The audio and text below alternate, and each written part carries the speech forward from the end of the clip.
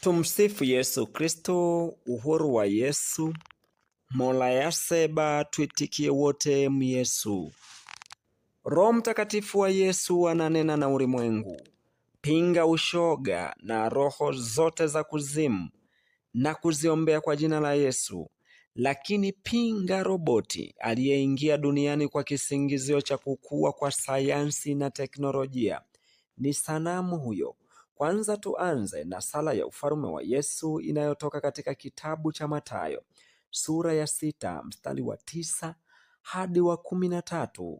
Baba yetu uliye mbinguni, jina lako litukuzwe, ufalme wako uje, mapenzi yako yatimizwe hapa duniani kama huko mbinguni. Utupe leo riziki yetu, utusamee deni zetu kama sisi nasi tuwasamehevyo wadeni wetu, na usitutie majaribuni, lakini utuokoe na yule muovu, kwa kuwa ufalme ni wako na nguvu na utukufu hata milele. Amina. Leo tunajifunza tofauti ya kanisa na dhehebu. Leo tunajifunza tofauti ya kanisa na dhehebu.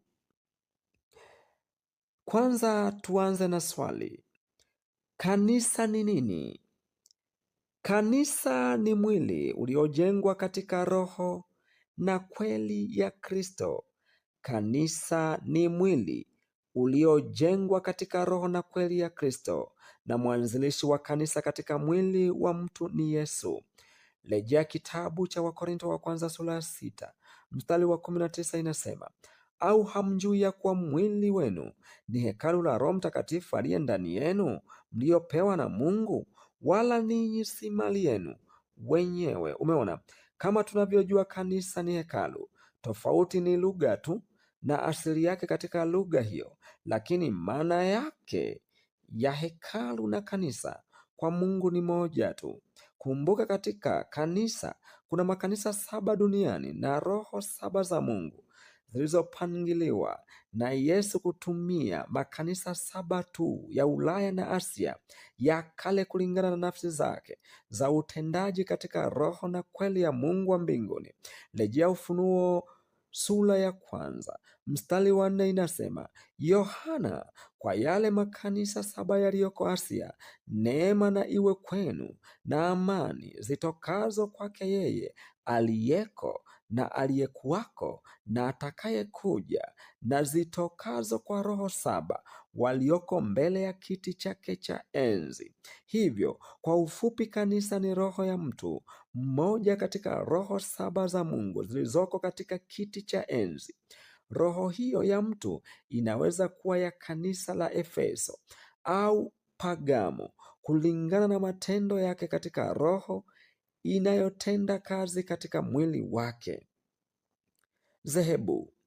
Dhehebu ni nini? Dhehebu ni muunganiko wa makanisa zaidi ya moja yaliyojengwa katika shirika ya kimwili zaidi, bali roho ni tofauti na utendaji ni tofauti kati ya roho ya mtu na mtu, ila wako ndani ya dhehebu moja. Waanzilishi wa madhehebu ni wanadamu wenyewe. Mfano, ndani ya dhehebu moja unaweza kukuta watu kwa maana ya kanisa wamo wote wenye roho 7 za Mungu. Mfano, dhehebu la Wasabato au Waromani au wa KKT au Walokole, utakuta mtu mwenye roho ya Efeso yumo, pia mtu mwenye roho ya Pagamo yumo ndani ya dhehebu.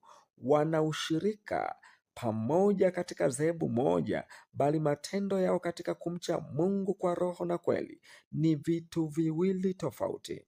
Mfano mzuri, unakuta watu wa dhehebu moja au familia moja wanalogana au hawasalimiani. Tambua hayo ni makanisa mawili tofauti katika ulimwengu wa roho. Kwa ufupi, dhehebu ni muunganiko wa makanisa au mahekalu zaidi ya moja yaliyoanzishwa na wanadamu kwa majina yao, na mchungaji mkuu wa dhehebu ni mwanzilishi wa dhehebu hilo kulingana na misingi yake binafsi aliyoiweka katika dhehebu hilo. Swali la tatu, Yesu akirudi mara ya pili atakuja kuokoa dhehebu? Swali la tatu, Yesu akirudi mara ya pili atakuja kuokoa dhehebu? Jibu hapana. Jibu hapana. Yesu akirudi mara ya pili hatakuja kuokoa dhehebu, bali kanisa kulingana na matendo ya mtu husika, yaani mtu mmoja mmoja.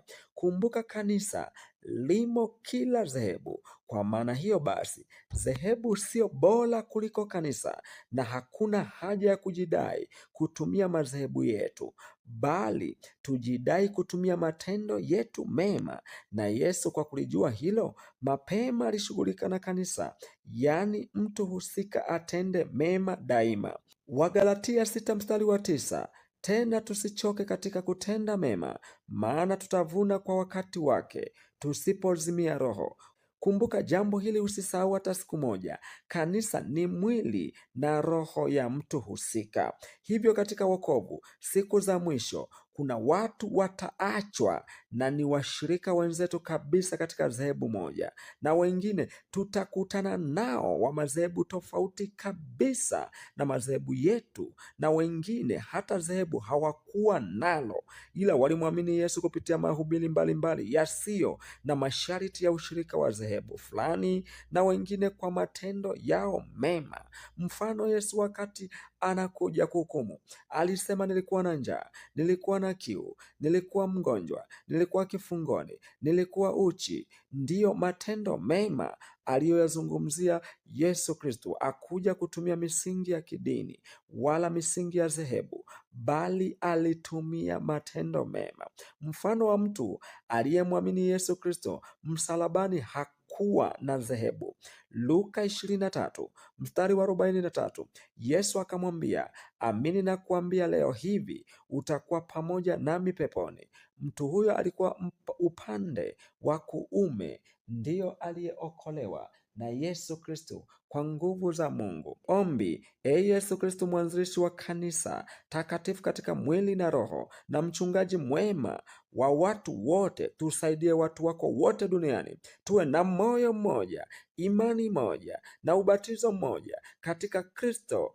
Amina. Asanteni kwa kunisikiliza. Mungu ibariki Tanzania, Mungu ibariki Afrika, Mungu ibariki dunia yote na mataifa yote duniani.